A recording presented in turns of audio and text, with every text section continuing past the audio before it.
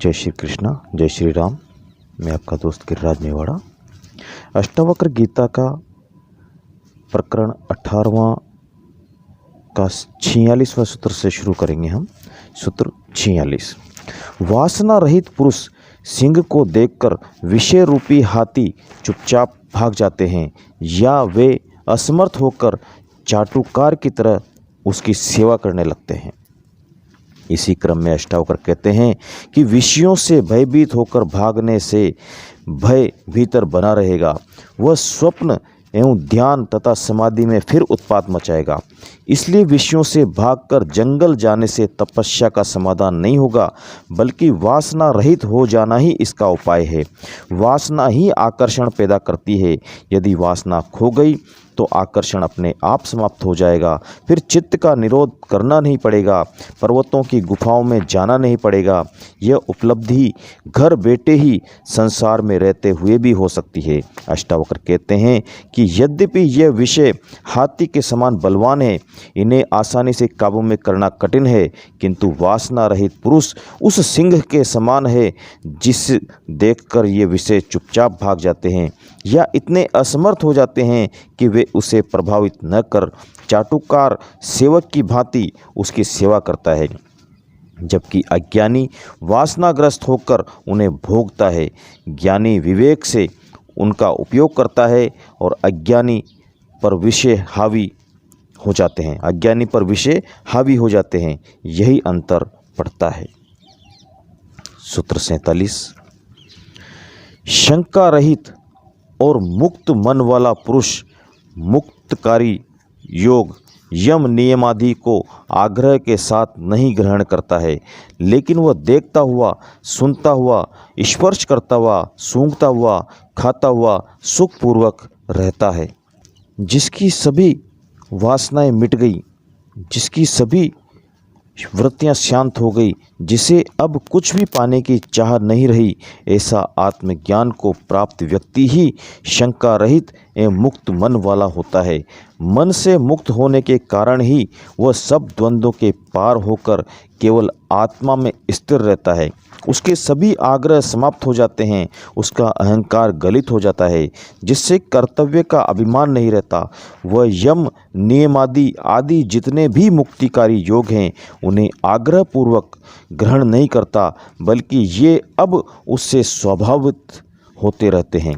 अहिंसा, सत्य, अस्तेय, ब्रह्मचर्य एवं अपरिग्रह ये 5 नियम हैं जिनका योगी आग्रह पूर्वक पालन करता है, किंतु ज्ञान प्राप्ति के बाद ज्ञानी का स्वभाव ही ऐसा हो जाता है जिससे इनके पालन करने में कोई जबरदस्ती नहीं करनी पड़ती। ऐसा ज्ञान बिना किसी आग्रह के देखना, सुनना, स्पर्श करना, सूंघना, खाना आदि इंद्रियों के सभी कार्य यथावत करता हुआ भी सुखपूर्वक रहता है। सूत्र 48। यथार्थ ज्ञान के सुनने मात्र से शुद्ध बुद्धि और स्वस्थ चित्त हुआ पुरुष न आचार को, न अनाचार को, न उदासीन को देखता है। आचार और अनाचार, उदासीनता और कर्मठता सब अज्ञानियों के लिए है। मन की उपस्थिति से ही यह भेद पैदा होता है, किंतु आत्मज्ञान पुरुष स्वस्थ चित्त एवं शुद्ध बुद्धि वाला हो जाता है। उससे जो भी कर्म होंगे पूर्ण जागरूकता एवं विवेक से होंगे। उसमें स्वार्थ, वासना एवं अहंकार आदि न होने से वह जो भी कर्म करेगा वह स्वस्थ ही होगा, उसमें विकार आ ही नहीं सकते। अष्टावक्र कहते हैं कि ऐसा तत्वबोध यदि किसी का अंतकरण शुद्ध है तो सुनने मात्र से ही हो जाता है। यदि सुनने की कला किसी को ज्ञात है तो आत्मज्ञान के लिए किसी जप, तप, योग, ध्यान, समाधि, कर्मकांड, हठ योग, भक्ति आदि की कोई आवश्यकता नहीं है। सुनने मात्र से यह सब हो जाता है, क्योंकि यह संसार वासना, बंधन आदि के कारण ज्ञात होते हैं। भ्रम मात्र है, अंधकारवत है, जो ज्ञान से अपने आप विलीन हो जाते हैं। प्रयत्न नहीं करना पड़ता, किसी विधि की आवश्यकता नहीं है। सूत्र 49। धीर पुरुष जब कुछ शुभ या अशुभ करने को आ पड़ता है तो उसे सहजता के साथ करता है, क्योंकि उसका व्यवहार बालवत है। बालक और ज्ञानी में थोड़ी समानता है कि दोनों स्वभाव में जीते हैं, किंतु बालक मन के स्वभाव में जीता है। वह अपनी सारी इच्छाएं पूरी करना चाहता है। शुभ अशुभ का भेद उसमें नहीं होता, क्योंकि उसकी बुद्धि का विकास अभी हुआ नहीं है। बुद्धि ही भेद उत्पन्न करती है, किंतु ज्ञानी मन के नहीं, आत्मा के स्वभाव में जीता है। वह मन और बुद्धि के पार हो चुका है। वह बुद्धि का उपयोग विवेक से करता है, इसलिए वह ज्ञानी पुरुष भी शुभ अशुभ का भेद नहीं करता, बल्कि आत्मा के स्वभाव के अनुकूल जो करने को आवश्यक होता है वह बालवत कर लेता है। किसी प्रकार का आग्रह, दुराग्रह नहीं आदि नहीं होता। ऐसा ज्ञानी ही सुखपूर्वक रहता है। सूत्र 50। धीर पुरुष स्वतंत्रता से सुख को प्राप्त होता है, स्वतंत्रता से परम को प्राप्त होता है, स्वतंत्रता से नित्य सुख को प्राप्त होता है और स्वतंत्रता से परम पद को प्राप्त होता है। आत्मज्ञानी सभी प्रकार के बंधनों से मुक्त हो जाता है। वासना, कामना, तृष्णा, अहंकार आदि से ही मनुष्य बंधनों का निर्माण कर लेता है। इन बंधनों के कारण ही विषयों की गुलामी उसे सहन करनी पड़ती है। इन्हीं से सुख दुख हर्ष विषाद का अनुभव होता है। इन्हीं से उसके कर्म बंधन बनते हैं, जिसे वह अनेक जन्मों तक भोगता ही रहता है।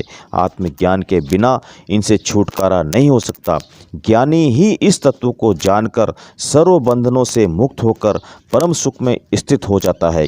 बंधन रहित हो जाना ही परम स्वतंत्रता है, यही मुक्ति है।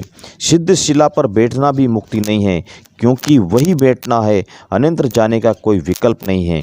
इसलिए वह भी बंधन ही है।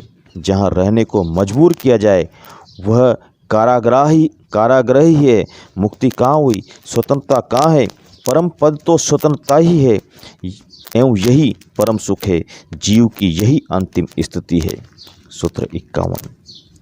जब मनुष्य अपनी आत्मा के अकर्तापन और अभोक्तापन को मानता है, तब उसकी संपूर्ण चित्त वृत्तियों का नाश हो जाता है। मनुष्य न करता है न भोगता, न वह कर्म करता है न उसका फल ही भोगता है। मनुष्य पापी है ही नहीं, उससे पाप हो ही नहीं सकता, यह वेदांत की घोषणा है। किंतु मनुष्य अहंकार के कारण स्वयं को आत्मा एवं ब्रह्म से भिन्न समझने लग गया है। इसी अज्ञान एवं भ्रांति के कारण वह अपने को कर्ता मानने लगा। कर्ता मानने से वह भोक्ता भी बन गया, यही उसका पाप हो गया। जिस समय वह अपने को शरीर, मन एवं अहंकार से भिन्न केवल आत्म रूप निश्चय कर लेता है, उसी क्षण वह न करता रहता है न भोगता, न उससे कोई पाप होता है न पुण्य। आत्मज्ञान में उसकी समस्त चित्त वृत्तियाँ ही शांत हो जाती है, उसका अहंकार ही गलित हो जाता है, मैं भाव ही समाप्त हो जाता है। फिर कौन करता है और कौन भोगता कहना कठिन हो जाता है। आत्मज्ञान की स्थिति में ही ऐसा संभव है, अन्यथा उसका कर्ता एवं भोक्तापन रहेगा ही, जिससे वह पाप पुण्य का भागी भी होगा। सूत्र 52। धीर पुरुष की स्वाभाविक उच्छृंखल स्थिति भी शोभती है, लेकिन स्पृहा युक्त चित्त वाले मूड की बनावटी शांति भी नहीं शोभती। मनुष्य में स्पृहा है, वासना है, इसी स्पृहा के कारण उसे यह शरीर मिला है। यदि संसार में कुछ भोगने की, कुछ करने की चाह ही नहीं होती तो यह शरीर उसे मिलता ही नहीं। घड़े का निर्माण तभी होता है जब उसमें कुछ भरना है, यदि भरने को कुछ नहीं है तो घड़े का निर्माण ही नहीं होता।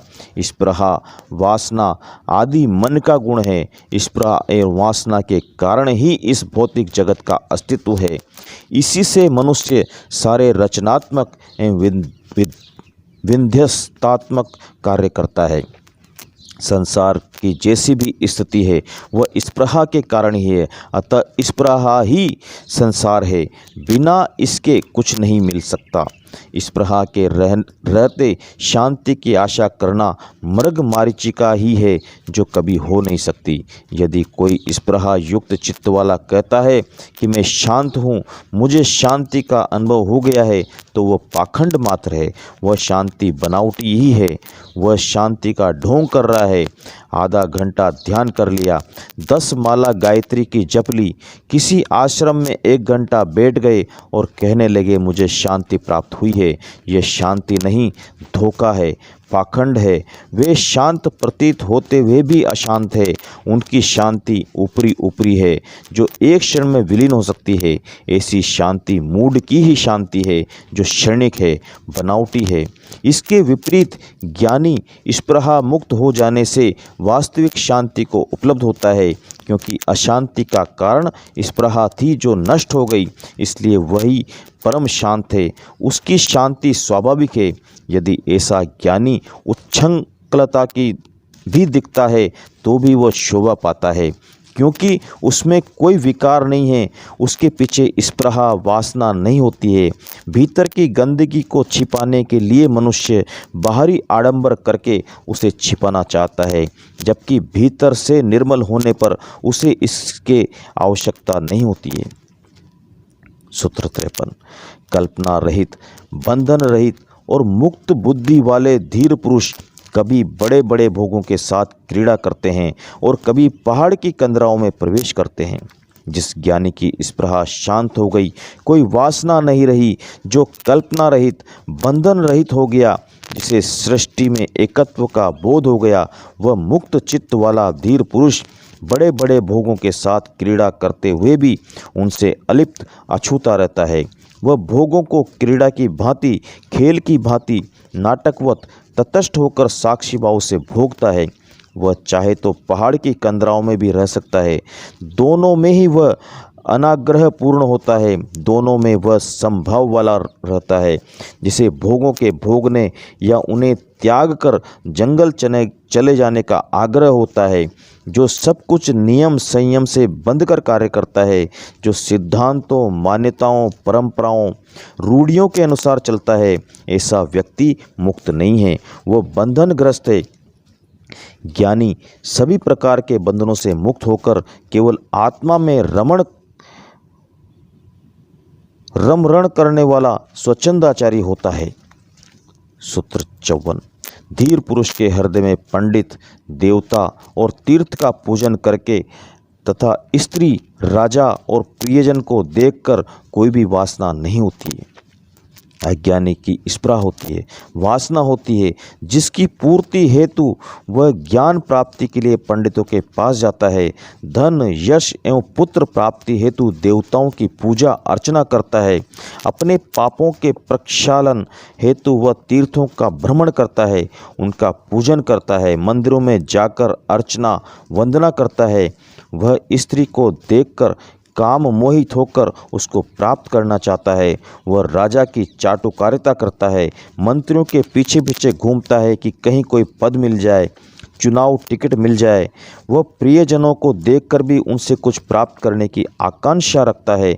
अष्टावक्र कहते हैं कि धीर पुरुष ज्ञानी भी इन्हें देखता है, किंतु उसमें वासना नहीं होने से वह इनसे कुछ भी प्राप्त करने की इच्छा नहीं रखता। वासना युक्त मन ही विकारी होता है। सूत्र 55। योगी नौकरों से, पुत्रों से, पत्नियों से, दोहित्रों और बांधवों द्वारा हंसकर धिक्कारे जाने पर भी विकार को प्राप्त नहीं होता। अज्ञानी वासनाग्रस्त तथा अहंकारी होता है। वासना के कारण ही उसमें लोभ एवं मोह होता है, जिनकी पूर्ति न होने पर उसे क्रोध आता है। मान सम्मान की चाह अहंकार के कारण होती है। यदि वह न मिले अथवा कोई उसका तिरस्कार करे, अपमान करे, उपेक्षा करे, तो उसकी सीधी चोट उसके अहंकार पर पड़ती है, जिससे वह तिलमिला उठता है। वह बदला लेने का प्रयत्न करता है। जब द्रौपदी ने कौरवों को कहा कि अंधे के अंधे ही होते हैं, तो कौरवों के अहंकार पर चोट लगी एवं उसकी परिणति महाभारत युद्ध में हुई। संसार में इस अहंकार पर चोट करने के कारण ही अनेक उपद्रव हुए हैं। एवं जो इस अहंकार को फुसलाने की कला जानते हैं वे अपना काम बड़ी आसानी से निकाल लेते हैं। अहंकार से मुक्त योगी यदि पाप नहीं करता तो पुण्य भी नहीं करता। वह जैसा है वैसा ही अपने स्वभाव में स्थित रहता है। इसलिए अष्टावक्र कहते हैं कि योगी अहंकार रहित हो जाने से अपने नौकरों, पुत्रों, पत्नियों, दोहित्रों और बंधुओं आदि के द्वारा धिक्कारे जाने पर भी तथा हंसी उड़ाए जाने पर भी विकार को प्राप्त नहीं होता है, क्योंकि अहंकार ही सब विकारों का मूल है। सूत्र 56। धीर पुरुष संतुष्ट होकर भी संतुष्ट नहीं होता और दुखी होकर भी दुखी नहीं होता है। उसकी इस आश्चर्यमय दशा को वैसे ही ज्ञानी जानते हैं। ज्ञानी और अज्ञानी के भीतर और बाहर में बड़ा अंतर होता है। अज्ञानी के भीतर अहंकार, वासना, तृष्णा, लोभ, मोह, काम, क्रोध, हिंसा सब भरी रहती है, किंतु बाहर से वह विनम्र, सहनशील, दयालु, दानवीर, अहिंसक, सेवापरायण, त्यागी होने का मुखौटा लगाकर घूमता है।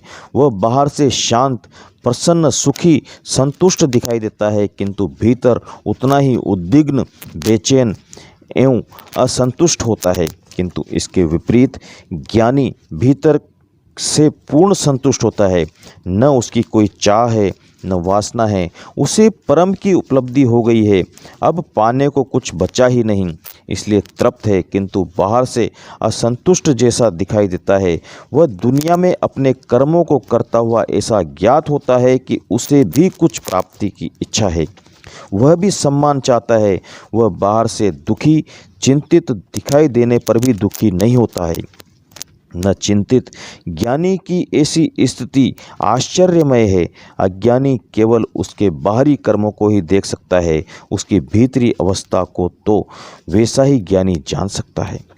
सूत्र 57।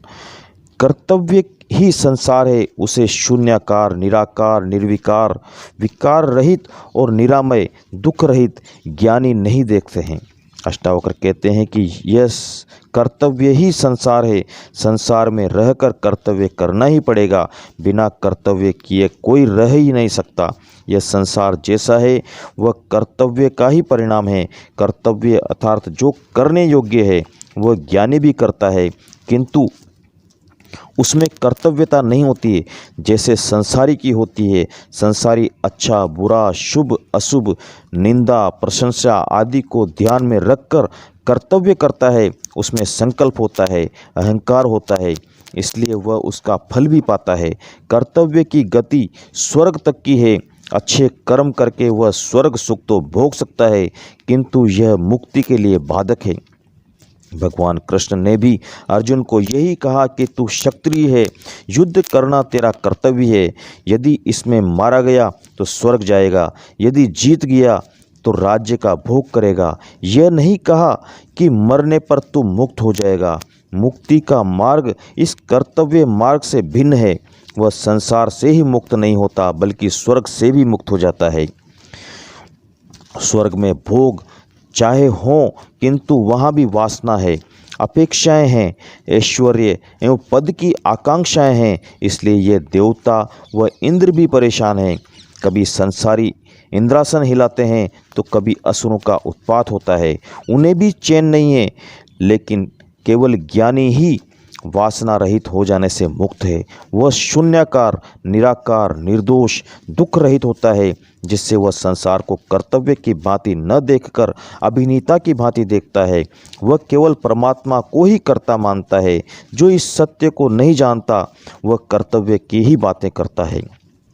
कर्तव्य, संकल्प, मनोबल, महत्वाकांक्षा, संघर्ष, विजय, दौड़ धूप ये सब संसारी के लक्षण हैं। सूत्र 58। अज्ञानी कर्मों को नहीं करता हुआ भी सर्वस्त्र विक्षोभ, संकल्प, विकल्प के कारण व्याकुल रहता है, और ज्ञानी सब कर्मों को करता हुआ भी शांत चित्त वाला ही होता है। उपरोक्त सूत्र का यह अर्थ कदापि नहीं है कि ज्ञानी कर्म नहीं करता।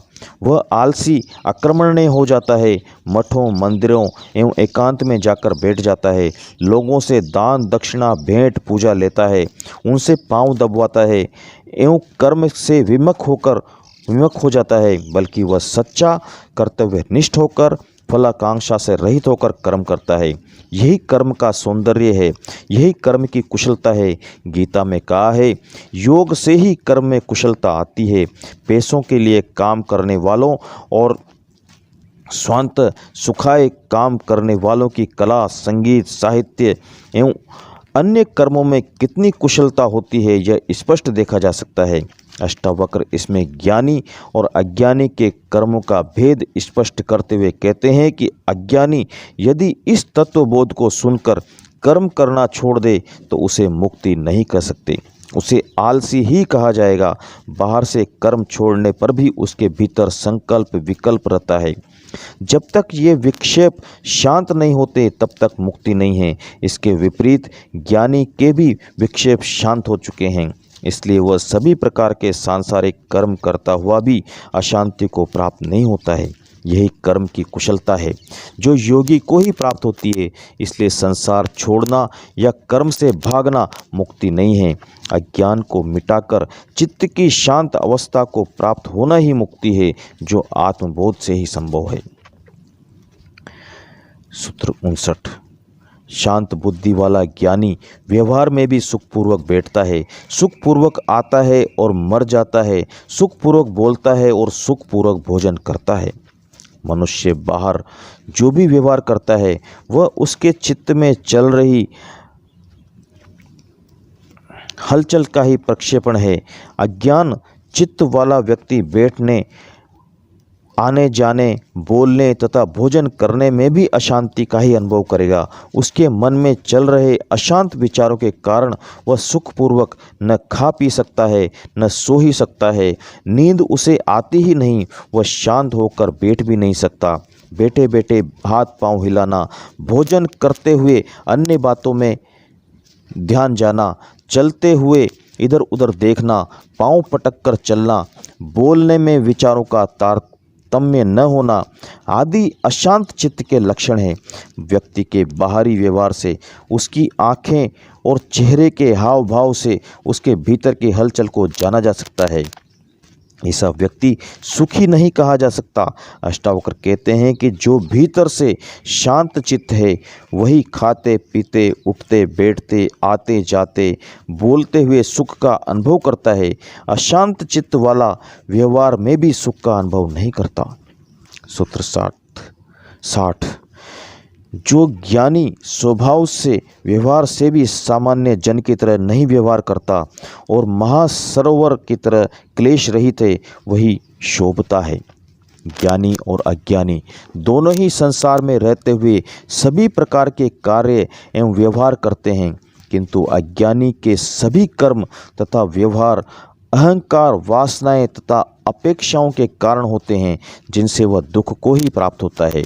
जबकि ज्ञानी कर्म एवं व्यवहार करता हुआ भी उनसे अलिप्त रहता है, उन्हें खेल समझकर करता है। फलाकांक्षाएं एवं अपेक्षाएं उसके साथ लगी न होने से वह खेद को प्राप्त नहीं होता। कर्म में ही उसका आनंद निहित रहता है, जबकि अज्ञानी का आनंद फलाकांक्षा में निहित रहता है, इसलिए वह सदा दुखी ही रहता है। अष्टावक्र कहते हैं कि ऐसा ज्ञानी महासरोवर की भांति शांत मना होने से शोभित होता है तथा क्लेश रहित होता है। अज्ञानी के संसार में जितने भी व्यवहार हैं उन सबका पालन करते हुए भी दुखी रहता है, जबकि ज्ञानी इन सामान्य जनों की भांति व्यवहार नहीं करता हुआ भी शोभ एवं क्लेश रहित होता है। अधिक व्यवहार क्लेश का ही कारण बनता है। सूत्र 61। मूर्ख मनुष्य के निवृत्ति भी प्रवृत्ति रूप हो जाती है, किंतु धीर पुरुष की प्रवृत्ति भी निवृत्ति के समान फल देती है। इस सूत्र में अष्टावक्र प्रवृत्ति तथा निवृत्ति के स्वरूप को बताते हुए कहते हैं कि मूढ़ पुरुष चाहे सांसारिक पदार्थों को, घर बार, पत्नी, बच्चों आदि को छोड़कर जंगल चला जाए, वह चाहे हाथी, घोड़े, हीरे, जवाहरात, महल आदि छोड़कर कौपीन धारण करके सन्यासी बन जाए, चाहे वह मुंडन करा ले, चाहे लोचन करे, किंतु जब तक उसमें अज्ञान है, मूढ़ता है, अहंकार है, वासना है, आसक्ति है, कुछ पाने की आकांक्षा है, तब तक उसमें निवृत्ति नहीं, प्रवृत्ति ही है। उसने घर छोड़कर आश्रम बना लिया, संसार से विरक्त होकर मोक्ष में प्रवृत्त हो गया, संसार की वासना छोड़कर स्वर्ग मोक्ष मुक्ति की नई वासना पकड़ ली, इसलिए वह भी निवृत्ति जैसा दिखता हुआ भी प्रवृत्ति ही है। संसार का उपद्रव छोड़कर आश्रम में नया उपद्रव शुरू कर देगा। संसार में सम्मान नहीं मिल रहा था, आश्रम में सम्मान प्राप्त की वासना और बढ़ जाती है, इसलिए ऐसा व्यक्ति निवृत्त नहीं है। इसके विपरीत जिस ज्ञानी में वासना, अहंकार, आसक्ति आदि नहीं है, वह संसार में प्रवृत्त रहता हुआ भी निवृत्ति का फल पा लेता है। प्रवृत्ति एवं निवृत्ति की कसौटी विषय नहीं बल्कि भीतरी वासना है। सूत्र 62। मूढ़ पुरुष का वैराग्य परिग्रह से देखा जाता है, लेकिन देह में गलित हो गई है आशा जिसकी, ऐसे ज्ञानी को कहाँ राग है, कहाँ वैराग्य है।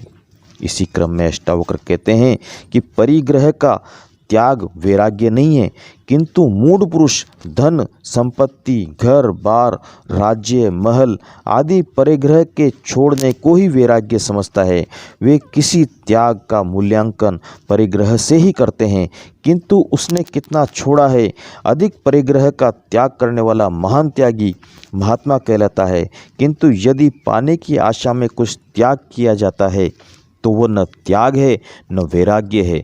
1000 रुपये पाने की आशा में यदि कोई 100 रुपया रिश्वत देता है या 5 रुपया मंदिर में चढ़ा देता है या गरीबों को दान देता है तो वह न त्याग है न वैराग्य है, वह स्वार्थ मात्र वासना एवं तृष्णा ही है। अधिक को पाने के लिए शूद्र का त्याग तो मूढ़ भी कर सकता है, तथा अधिकांश मूढ़ करते ही हैं। सोने को दूना बनाने के लालच में कितने लोग अपने स्वर्णाभूषण का त्याग कर देते हैं, यह मूढ़ता ही है, त्याग और वैराग्य नहीं है। राग और वैराग्य दोनों ही अज्ञान है। इसके विपरीत ज्ञानी जो आत्मा में रमण करने वाला है, उसकी सभी सांसारिक आशाएं छूट जाती है। वह संसार, उसकी संपत्ति, सुख आदि को शुद्र, नाशवान एवं क्षणिक मानकर छोड़ देता है। वह न रागी है न विरागी, उसे कुछ भी छोड़ना नहीं पड़ता, न वह परिग्रह को ही पाप समझता है। वह यथा स्थिति सुखपूर्वक रहता है। धन संपत्ति का होना संसारी का लक्षण नहीं है, न उनको छोड़ देना वैराग्य होने का लक्षण है। यह मूढ़ों की दृष्टि है, ज्ञानी की नहीं। राग और विराग दोनों वासना के कारण होते हैं।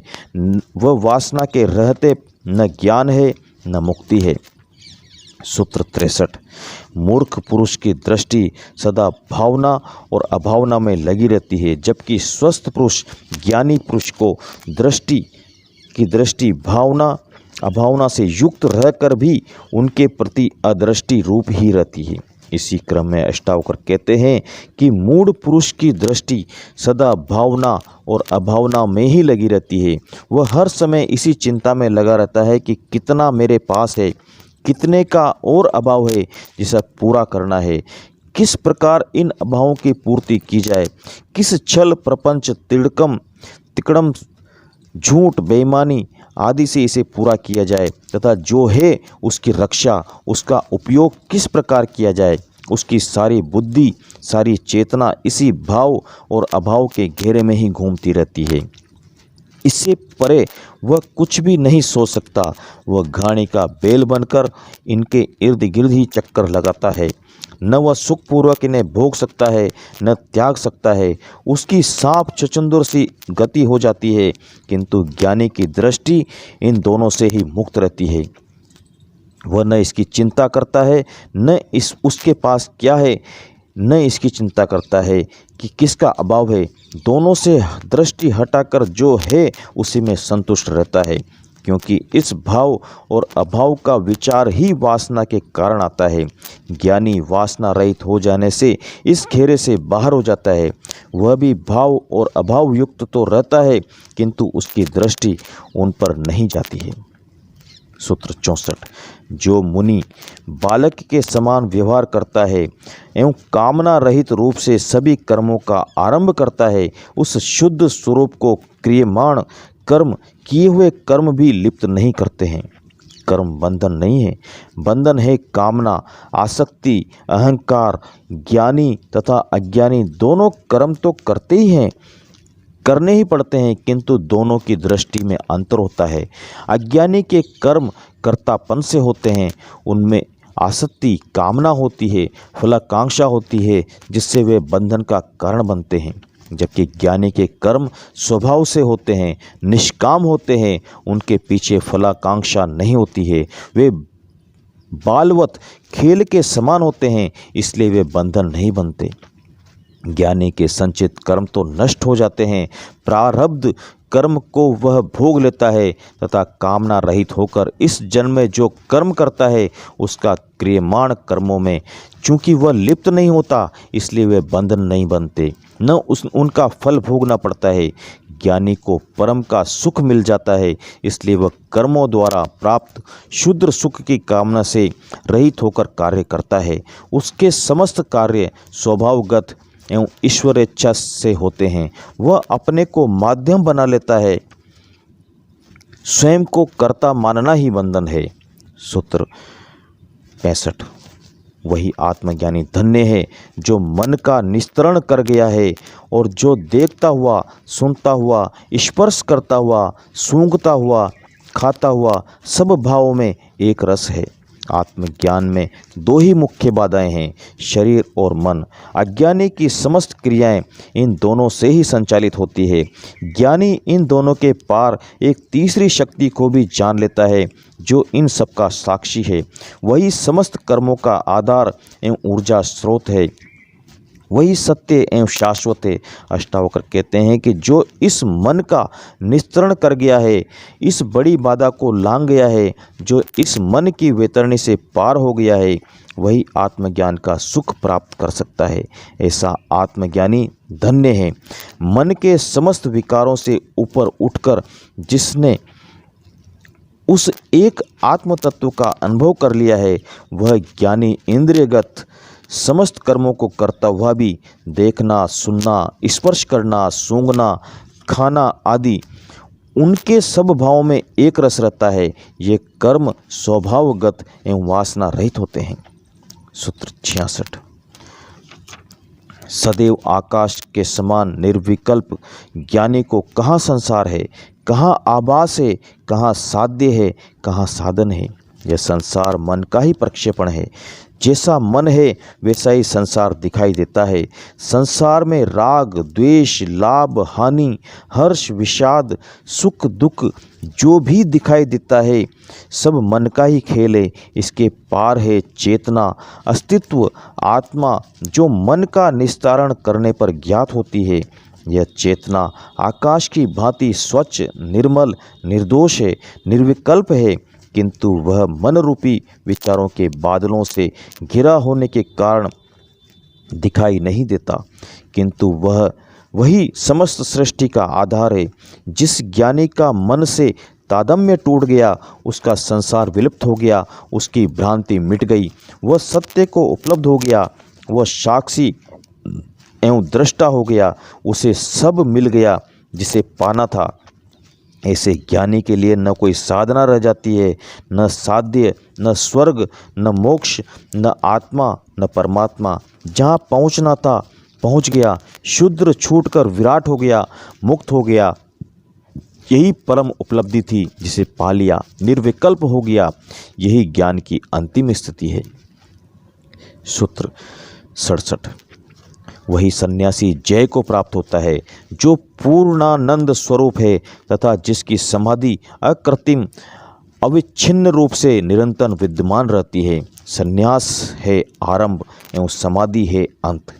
जिस प्रकार विधिवत शिक्षा प्राप्त करने हेतु विद्यार्थी किसी विद्यालय में प्रवेश लेता है, उसे विद्यालय में अनुशासन, समय की पाबंदी, नियमित पठन स्वच्छ आचरण आदि का पालन करना पड़ता है तथा उसे विशेष प्रकार की पोशाक पहनने को भी कहा जाता है। इसी प्रकार आध्यात्म में आत्मज्ञान प्राप्ति के मुमुक्षु व्यक्ति के विधिवत शिक्षण के लिए संन्यास आरंभ है एवं इसकी समाप्ति होती है समाधि में, जहाँ सन्यासी आत्मज्ञान को प्राप्त कर स्वयं पूर्णानंद स्वरूप हो जाता है। सन्यासी अवस्था में उसे विभिन्न प्रकार के नियम, संयम एवं अनुशासन से गुजरना पड़ता है, किंतु आत्मज्ञान के बाद इनकी आवश्यकता नहीं होती। बाहरी नियम, संयम आदि शरीर और मन को नियंत्रित करने के लिए आवश्यक है, किंतु ज्ञान प्राप्ति के बाद ये स्वतः नियंत्रित हो जाते हैं। इन्हें जबरदस्ती रोकना नहीं पड़ता। समाधि में वह निरंतर अपनी आत्मा में रमण करता है जो परमानंद स्वरूप है। यही सन्यासी की सहज अकृत्रिम समाधि है। कुछ हठ योगी सांस रोकने का अभ्यास कर लेते हैं, जिससे वे जमीन के भीतर या बाहर सांस रोककर कई दिनों तक रह सकते हैं, किंतु आत्मा से उनका संबंध न होने से यह कृत्रिम समाधि ही है। ऐसी समाधि केवल प्रदर्शन की ही वस्तु है, आत्मज्ञान से इसका कोई संबंध नहीं है। इसलिए अष्टावक्र कहते हैं कि जो सहज समाधि को प्राप्त कर निरंतर पूर्णानंद स्वरूप आत्मा में रमण करता है, वही सन्यासी जय को प्राप्त होता है। यही उसकी अंतिम उपलब्धि है। प्रयत्न करने लगाई गई समाधि कृत्रिम है, प्रयत्न करके लगाई गई समाधि कृत्रिम है। ज्ञानी को सहज समाधि प्राप्त होती है। सूत्र 68। यहाँ बहुत कहने से क्या प्रयोजन है। तत्वज्ञानी महाशय भोग और मोक्ष दोनों में निरंकांक्षी, सदा और सवस्त्र राग रहित रहता है।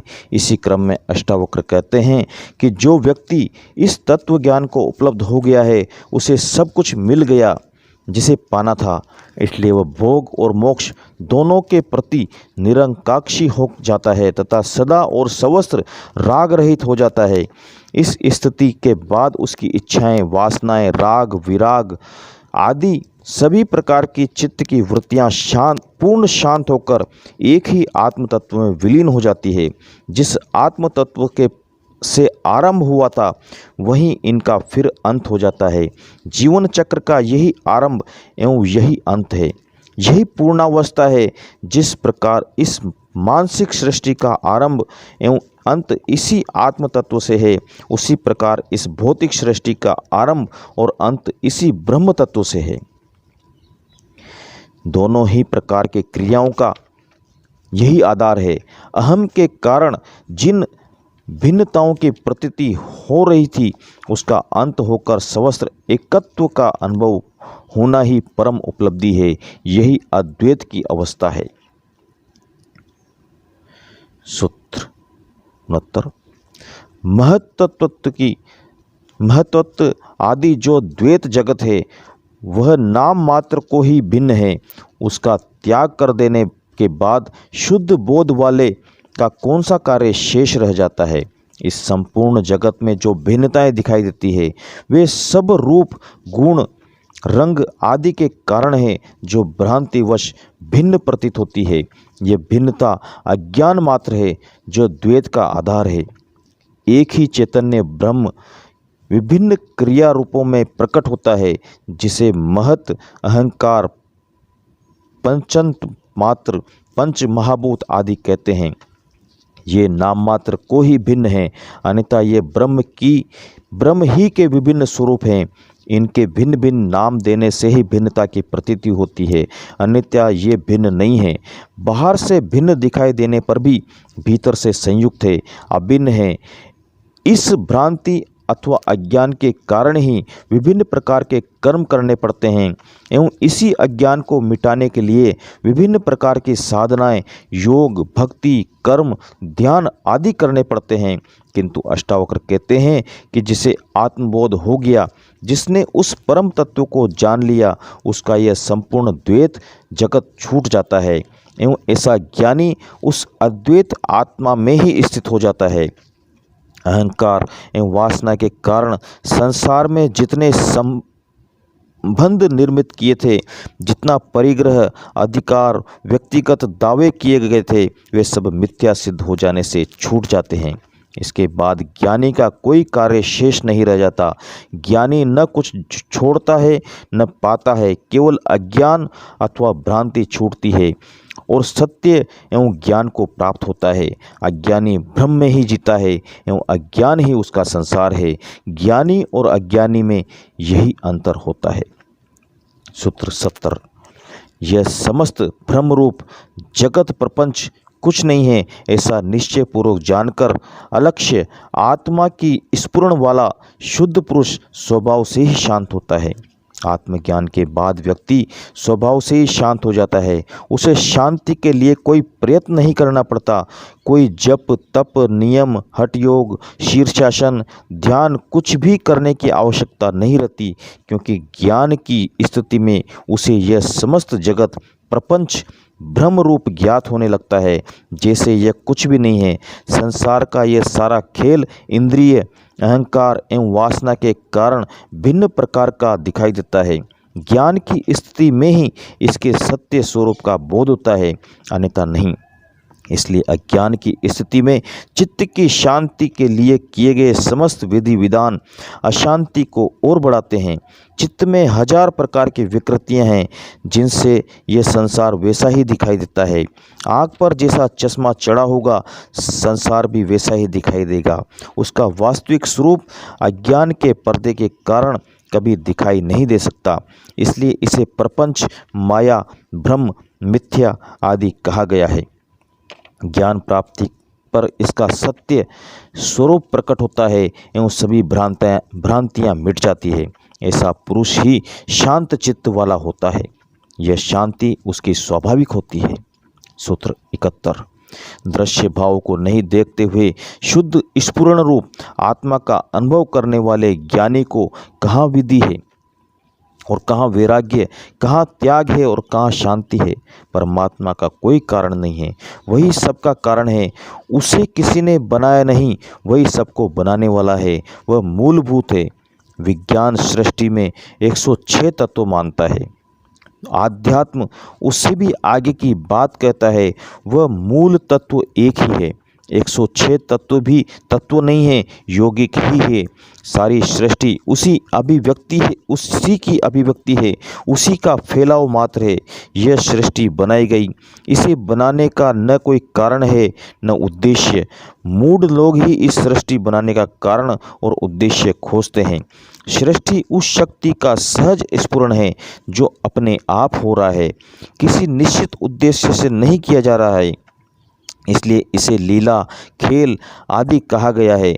चिड़ियाएँ चहचहाती है, मोर नाचते हैं, पक्षी उड़ते हैं, बच्चा उछलता कूदता है, फूल खिलते हैं, झरने बहते हैं, मनुष्य कामत सत्य होता है, आदि सब उस चैतन्य का सहज स्फुरण मात्र है।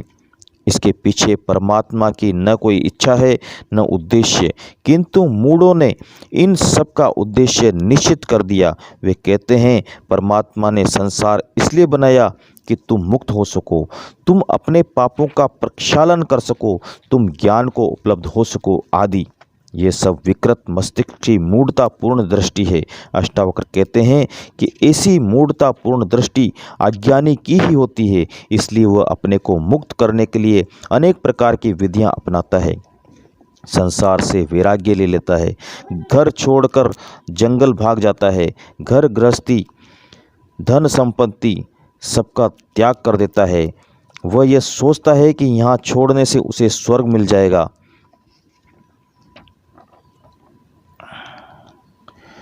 कुछ लोग मृत्यु के समय दान आदि देते हैं, जिससे ये वस्तुएं आत्मा के साथ साथ चलती रहें। कुछ लोग अधिक बुद्धिमान होते हैं, वे इस सामग्री को अग्रिम अर्थात मृत्यु से पूर्व ही भेज देते हैं, जिससे मरने पर आगे पहले ही तैयार मिले। ये सब मूढ़ताएं हैं, किंतु ज्ञानी इन दृश्य भावों को नहीं देखता है। वह उस शुद्ध स्फुरण आत्मा को ही देखता है, उसी का अनुभव करता है। ऐसे ज्ञानी के लिए न कोई विधि शेष रह जाती है, न उसे वैराग्य की आवश्यकता है, न त्याग की। वह परम शांत अवस्था में रहता है, शांति के लिए प्रयत्न भी नहीं करता। सूत्र 72। और अनंत रूपों में स्फुरित प्रकृति माया को नहीं देखते हुए ज्ञानी को कहाँ बंध है और कहाँ मोक्ष है, कहाँ हर्ष है, कहाँ शोक है।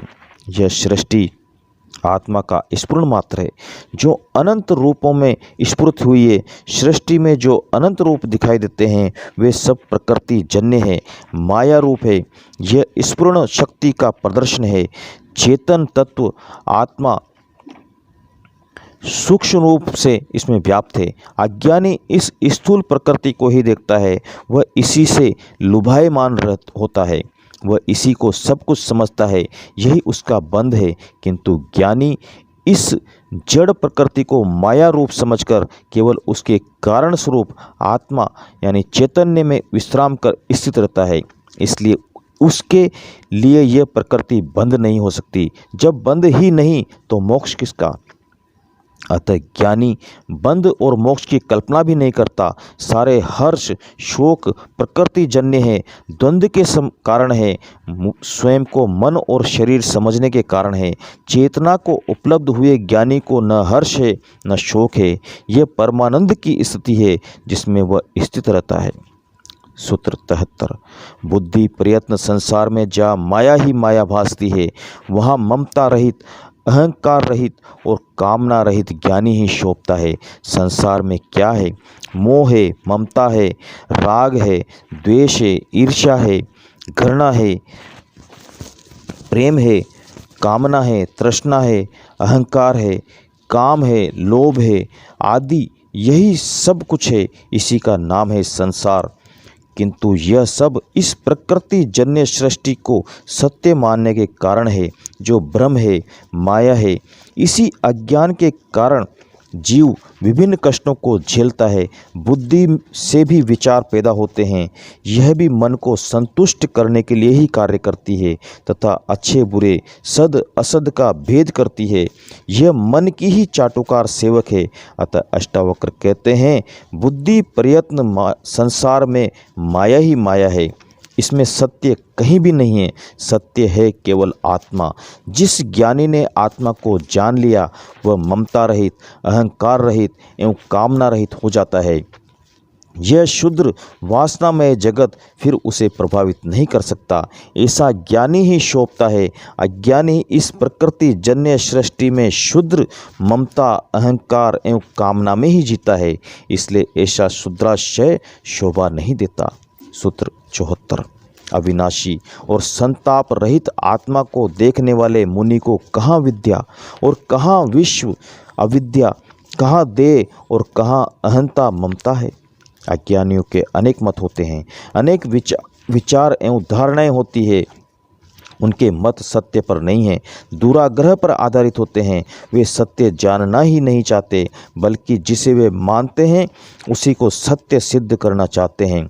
इसी से फैलती है सांप्रदायिकता, विरोध, वैमनस्य, हिंसा, घृणा आदि। किंतु ज्ञानी सत्य को जानता है, वह दुराग्रही नहीं होता है। इसलिए सभी ज्ञानी एक ही मत के होते हैं। हिंदू मुस्लिम ईसाई का भेद उनमें नहीं होता है। ऐसे ज्ञानी कहते हैं कि परमात्मा तुझसे भिन्न नहीं है, वह कहीं आकाश में बैठा शासन कर रहा है। न वह स्वर्ग में है, न मंदिर में, न मस्जिद व गिरजाघर में, न वह बाहर भी नहीं जो ढूंढने से मिल जाए। वह कोई पदार्थ भी नहीं है कि आँखों से दिखाई दे। ऐसी समस्त धारणाएं बचकानी है, मूर्खतापूर्ण है। जिसे आत्मज्ञान नहीं हुआ, जो मानसिक धरातल से ऊपर नहीं उठे, वे ही ऐसे परमात्मा की बातें करते हैं।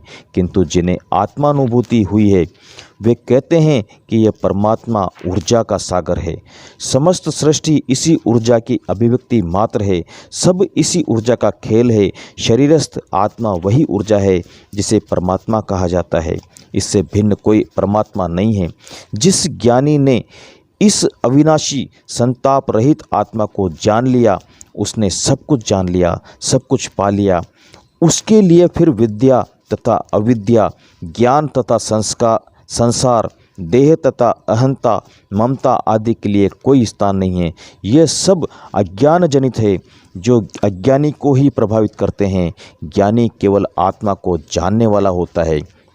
जिससे अज्ञान जनित है, यही भ्रांतियाँ मिट जाती है।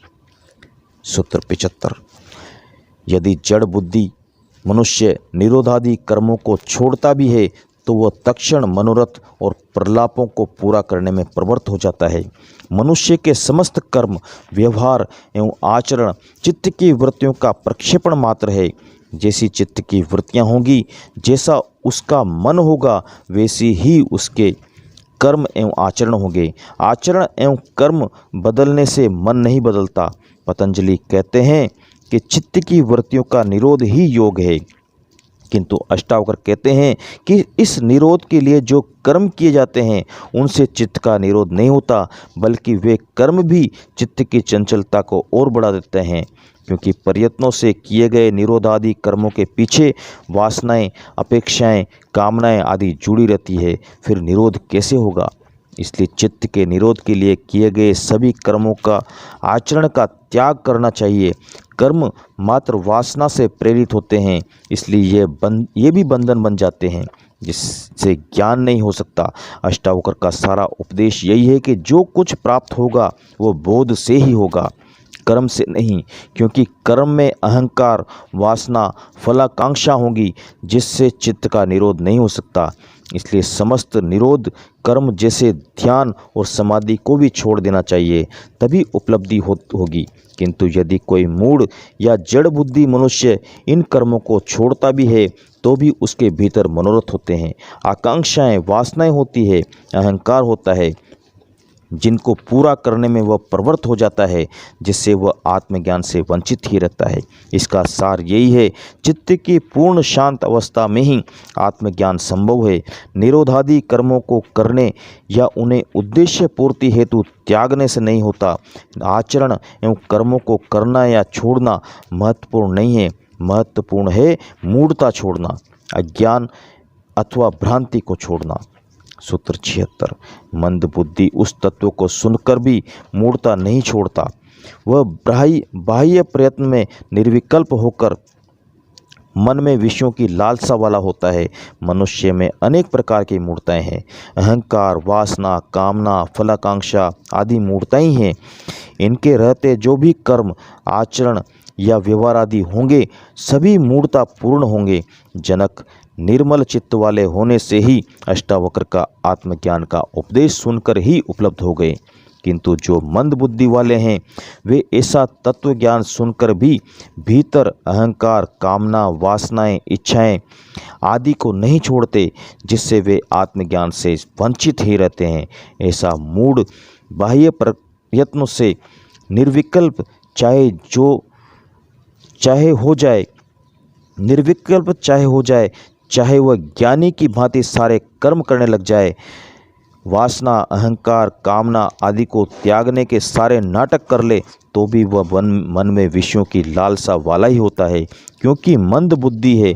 मंद बुद्धि वाले आचरण को ग्रहण और त्याग से ही समझ सकते हैं, भीतर के मूढ़ तत्वों को वे नहीं समझ सकते, इसलिए वे कभी उपलब्ध नहीं हो सकते।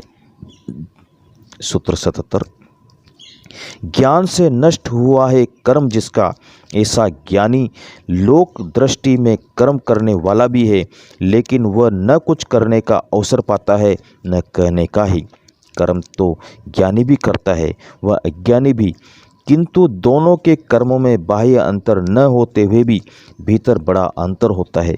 ज्ञानी के कर्म स्वभाव से होते हैं, लोक हितार्थ होते हैं, आवश्यक एवं निमित्तक कर्म होते हैं। वह कर्म को ईश्वर इच्छा समझकर करता है। उनके पीछे न कोई वासना, फलाकांक्षा, अहंकार आदि नहीं होते हैं, जबकि अज्ञानी के कर्मों के पीछे फल प्राप्ति की इच्छा रहती है, अहंकार रहता है। अज्ञानी यदि लोक हितार्थ कर्म भी करता है तो भी उसके पीछे सम्मान प्राप्ति, यश प्राप्ति, स्वर्ग प्राप्ति आदि की इच्छा रहती है। अज्ञानी ऐसे कर्मों का अवसर ढूंढता रहता है कि कहीं उसे सेवा करने का अवसर मिल जाए तो उसके लिए स्वर्ग के द्वार खुल जाएं। उसको लोकहित, सेवा, समाज सेवा, दान, पुण्य, धर्म आदि में दूसरों की चिंता नहीं है। चिंता मात्र स्वयं के स्वर्ग प्राप्ति की है, जिसके लिए वह अवसर ढूंढता रहता है। किंतु अष्टावक्र कहते हैं कि ज्ञान से कर्म नष्ट हो जाते हैं, फिर ज्ञानी को कर्म करने की आवश्यकता ही नहीं होती, किंतु ऐसा ज्ञानी भी लोक दृष्टि से कर्म करता है। जो लोकहित में है, जिन्हें करना आवश्यक है, वह कर लेता है। वह स्वर्ग प्राप्ति की दृष्टि से या फलाकांक्षा से कोई कर्म नहीं करता। न ऐसे कर्मों को ढूंढता ही है जिसका फल मिले, न वह ऐसा ही कहता है कि मैंने ऐसा किया है, क्योंकि उसमें अहंकार नहीं है। यही कर्म की कुशलता है जिसे केवल ज्ञानी ही उपलब्ध होता है। आज इतना ही। धन्यवाद। कल से इसी 18वें प्रकरण का 78वें सूत्र से शुरू करेंगे। तब तक के लिए धन्यवाद। आपका दोस्त गिरिराज मेवाड़ा। जय श्री कृष्णा, जय श्री राम।